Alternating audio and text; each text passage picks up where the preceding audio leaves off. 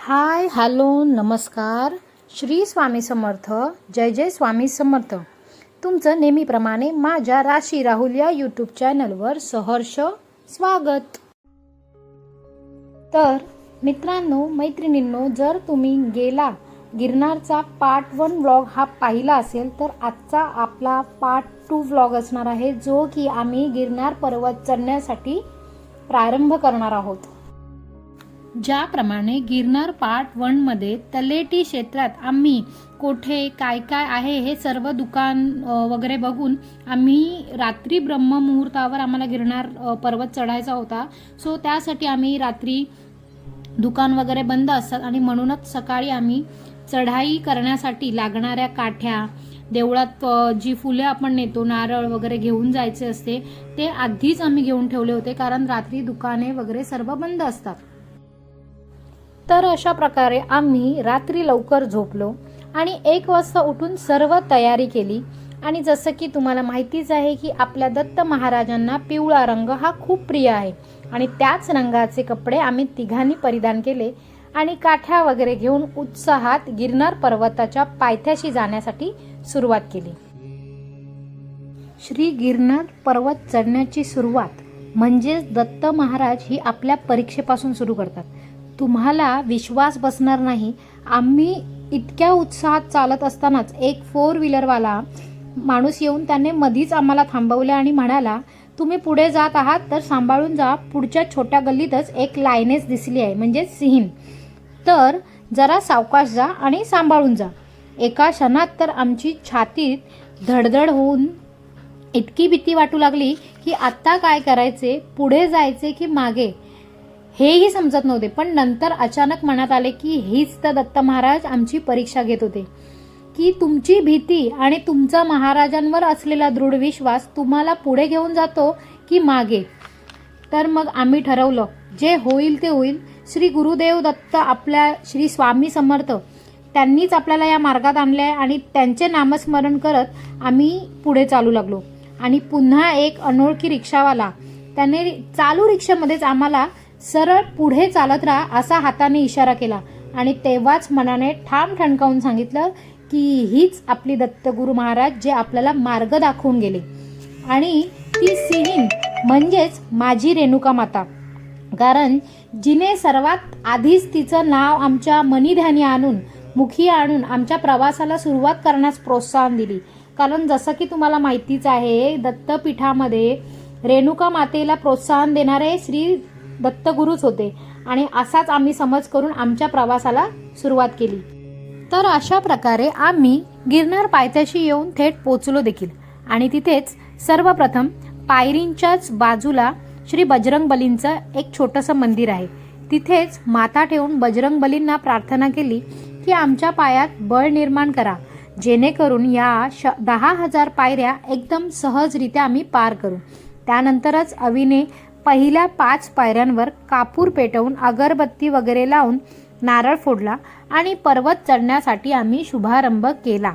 मनोमन दत्त महाराजांना एकच प्रार्थना केली की कोणतीही अडचण न येता तुम्ही आमच्यासोबत प्रत्येक पायरी चढताना सोबत राहावे. आणि आम्ही तिघांनी देखील त्या पहिल्या पायरीवर नतमस्तक होऊन सर्वप्रथम सेल्फी वगैरे फोटोशूट वगैरे करून झाल्यानंतर स्वामींच्या आशीर्वादाने आम्ही पर्वत चढण्यासाठी सुरुवात केली. रात्रीचे 2:30 वाजले असल्या कारणाने ही सर्व छोटी छोटी मंदिरं तुम्हाला बंद दिसण्यात येत आहेत, पण ही रिटर्न येतानाच्या मार्गावर तुम्हाला इथे दर्शन घेऊ शकता. तशातच आम्ही काळोख्या रात्रीमध्ये आमचा हा प्रवास छान दत्त महाराजांच्या नामस्मरणाने सुरू केला.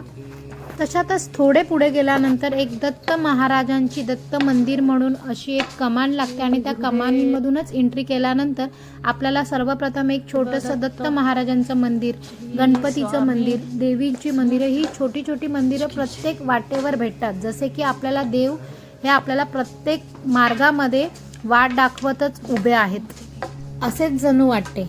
आणि आता जसं तुम्ही पाहत आहात की पूर्ण रस्त्याभर काळोख, भन्नाट काळोख, शांतता, पण गिरनार चढताना कसलीच भीती मनात राहत नाही, कारण आपल्याला प्रत्येक क्षणाक्षणाला वाटतं की दत्त महाराज आपल्याबरोबर चालतच आहेत आणि त्यांच्या मंदिरापर्यंत जाणाऱ्या या दिवे प्रकाश आणि आकाशातून येणारा जो काही चंद्रप्रकाश होता तो एकदम अप्रतिम. तशातच 1000 पायऱ्या चढून झाल्यानंतरच जो उत्साह होता तो पूर्ण कमी झाला. म्हणजेच की इतका दम लागला, चालण्याची ताकदच निघून गेली. असं वाटत होतं की 10,000 पायऱ्या मी चढू शकेन की नाही. पण तिथे बसून थोडासा थकवा आलेला तो घालवण्यासाठी एक चहा आणि मेन त्यामध्येच माझी एकादशी असल्याकारणाने काही खाऊ शकत नव्हती. सो चहा वगैरे पिऊन तिथे फ्रेश झाल्यानंतर थोडासा व्हिडिओ वगैरे शूट केला आणि पुन्हा आम्ही आमच्या मार्गाला चालू लागलो.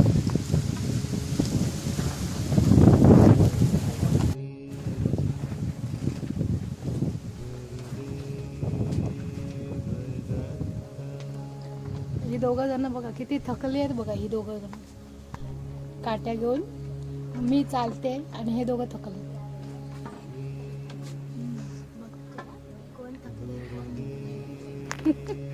चहा वगैरे पिऊन फोटोशूट करून व्हिडिओ काढून सर्व काही झाल्यानंतर पुन्हा एकदा रिफ्रेश होऊन आम्ही आमच्या मार्गाला चालू लागलो.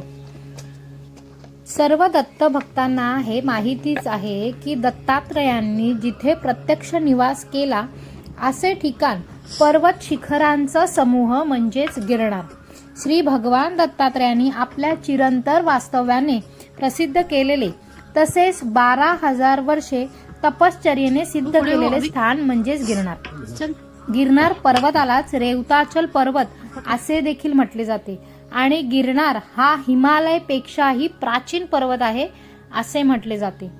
आता ज्याप्रमाणे तुम्ही पाहिलात की प्रत्येक ठिकाणी थोड्या थोड्या अंतरावर आपल्या किती पायऱ्या झालेल्या आहेत आणि पुढे किती पायऱ्या चढायच्या आहेत हे नमूद केलेले प्रत्येक ठिकाणी आढळून येते.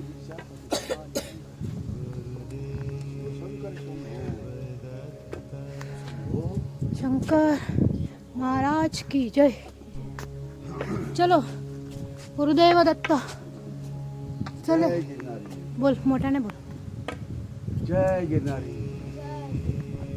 अवधूत चिंतन श्री. मला या शांत वातावरणात चढत असताना तुम्हाला एक सांगायला खूप इच्छा होत आहे की गिरनार दर्शन याची देखील एक फलश्रुती आहे, जी की माणसांचे मन हे जसं की तुम्हाला माहितीच आहे की दुर्गुणांचं एक माहेरघरच आहे. या ठिकाणी जाण्यासाठी 9,900 पायऱ्या चढाव्या लागतात आणि असं म्हटलं जातं की प्रत्येक पायरीवर एक एक दुर्गुणांचा त्याग करीत आपल्याला वर चढायचं असतं आणि शेवटच्या पायरीवर त्यागाचाही त्याग करायचा असतो.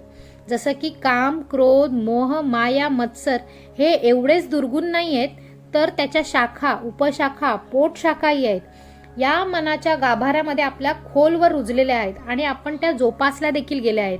त्या संपूर्ण नाहीशा होऊन आपल्याला या मार्गामध्ये प्रत्यक्ष श्री दत्त भेटतील हीच आपली एक इच्छा असते आणि यामुळेच गिरनार दर्शन करताना 9,900 पायऱ्या चढणं आणि त्याचं महत्त्व हे फक्त चढणाऱ्याला आणि श्री दत्त महाराजांनाच माहीत.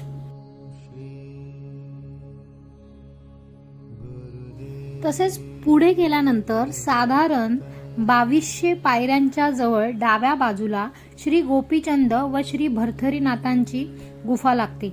याच ठिकाणी त्यांनी आपली राजवस्त्रे त्यागून भर्तरीनाथांची साधना केली होती. येथे प्रवेश केल्यानंतर आतमध्ये गेल्यानंतर त्या दोघांच्या मूर्त्या आहेत आणि त्या मूर्त्यांच्या मागे एक छोटासा लोखंडी दरवाजा आहे. या दरवाजातून आत गेल्यानंतर 7 ते 8 फूट वरच्या बाजूला एक छोटी गुफा आहे आणि तेच हे श्री महाकालीचे स्थान आहे आणि तिथेच एक धुनी सुद्धा आहे.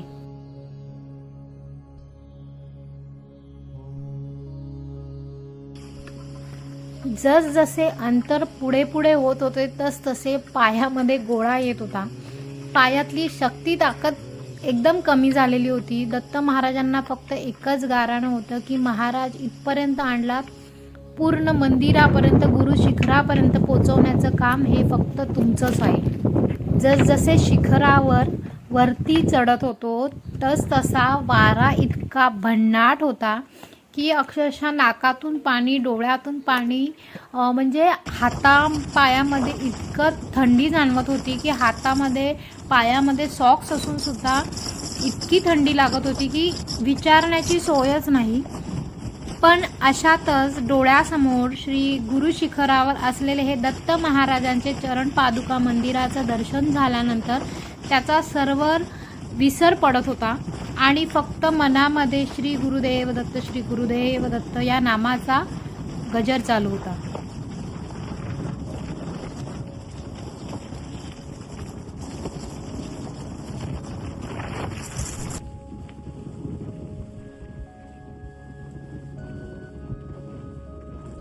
या ठिकाणी इतका भन्नाट वारा होता, सोसाट्याचा वारा वाहत होता. कानामध्ये अक्षरशः वाऱ्याचा आवाज सोसो करून वाहत होता. नाकातून पाणी येत होतं, तोंडात बोलण्याची क्षमता नव्हती. आणि अशातच बरीच लोक हा वारा थांबण्यासाठी वाट बघत होते आणि ते बाजूला बसून होते. पण आम्हाला दर्शनाची घाई असल्याकारणाने, ओढ असल्याकारणाने आम्ही तिघांनी दत्तगुरूंचा नामस्मरण करत पुढे जाण्याचा मार्ग धरला. श्री गुरुदेव दत्त अवधूत चिंतन श्री गुरुदेव दत्त.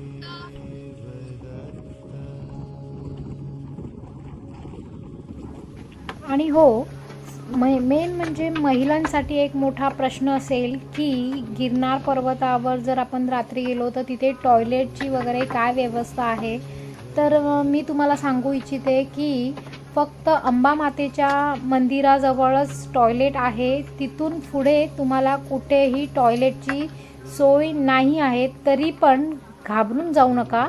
तिथे ही एक आपली नैसर्गिक परिस्थिती आहे.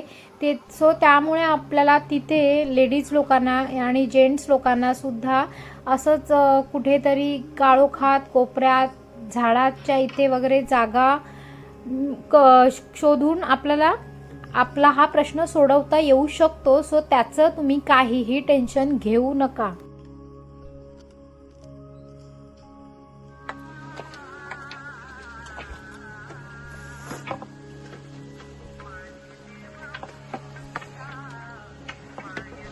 जय गिरनारी. जय गिरनारी.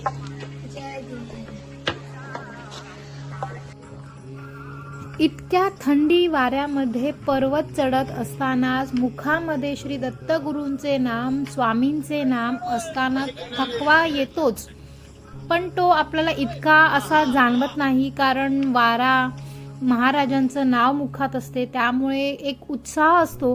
पण पर्वत चढत असतानाच थोड्या मार्गांवर दत्तगुफा, काली माता, खोडियार माता अशी छोटी छोटी बरीच अशी मंदिरं आहेत जिथे तुम्ही थांबून थोडासा विसावा घेऊ शकता आणि एक निसर्गरम्य असं रात्रीच्या अंधारातलं हे वातावरण, निसर्ग पाहू शकता.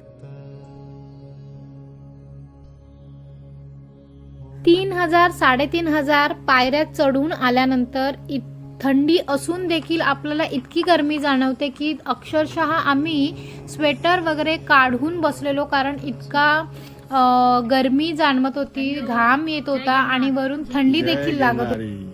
अवधूत चिंतन श्री गुरुदेव दत्त. कोटी ब्रह्मांड नायक राजाधिराज योगीराज समर्थ सद्गुरु अक्कलकोट निवासी श्री स्वामी समर्थ महाराज की जय. श्री गुरुदेव श्री श्रीपाद श्री. विसावा घेऊन झाल्यानंतर थोडे पुढे गेल्यावर गौमुखी गंगा हे स्थान लागते. येथेच गायीच्या मुखातून गंगेचे पाणी येते. बाजूलाच गंगेश्वर महादेव मंदिर व बटुक भैरवांचे मंदिर आहेत.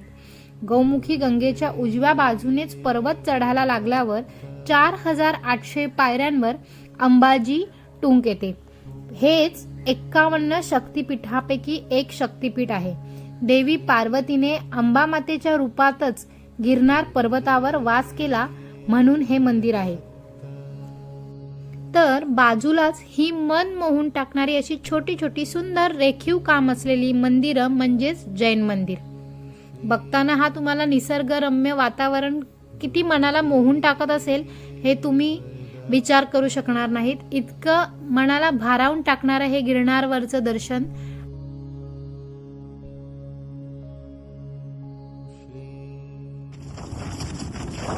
पुढे 5500 पायऱ्यांवर श्री गोरक्षनाथ टुंक हे स्थान येते.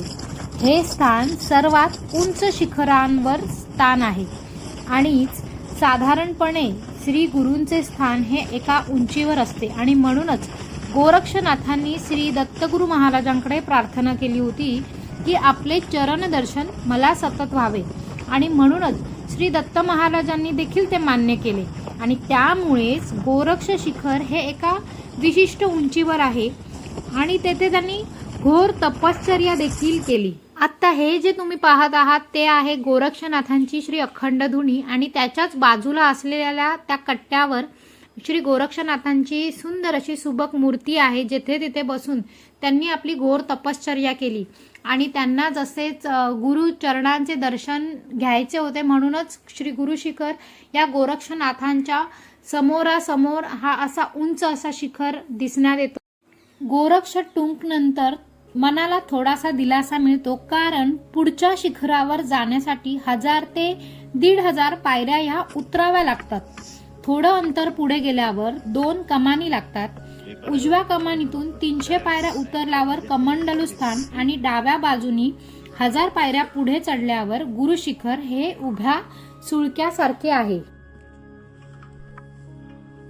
या 2 मोठ्या कमानी दिसल्यानंतर आमच्या मनाला एक शांततेचा आभास झाला कारण आपल्या या श्री गुरु शिखरावर आपल्या श्री दत्तगुरूंच्या चरणांचे दर्शन घेण्यासाठी फक्त 1000 ते 1500 पायऱ्यांचे अंतर कापावे लागणार आहे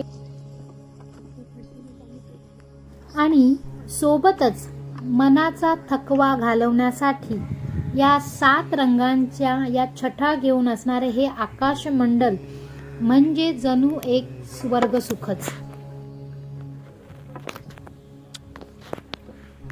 तर तुम्हाला या पहाटेच्या स्वर्ग सुखाचा अनुभव घ्यायचा असेल तर रात्री 2 ते 2:30च्या दरम्यानच या पर्वतरोहणासाठी सुरुवात करावी.